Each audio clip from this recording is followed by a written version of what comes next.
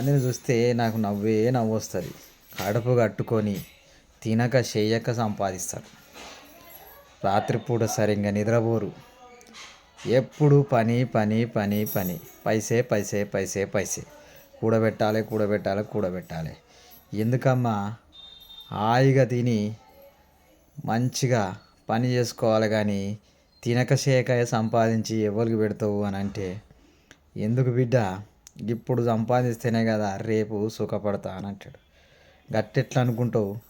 మధ్యలో నీకు సమయానికి తినక నిద్ర సరిగా లేక ఏదన్నా రోగం వచ్చిందనుకో, నువ్వు సంపాదించిన సంపాదన మొత్తం నీ రోగానికే ఖర్చు అయిపోతుంది. గప్పుడు బాగుంటుందా చెప్పు అని అంటే, ఏం చేస్తాం అట్లా అలవాటు అయిపోయింది అని అంటారు. అట్లా అలవాటు అయ్యాడు పోవుడు కాదు, మార్చుకోవాలి. సమయానికి తినాలి, సమయానికి వండుకోవాలి, ఆపచ్చన బంద్ చేయాలని ఆమెకు చెప్పడం అనేది జరిగింది.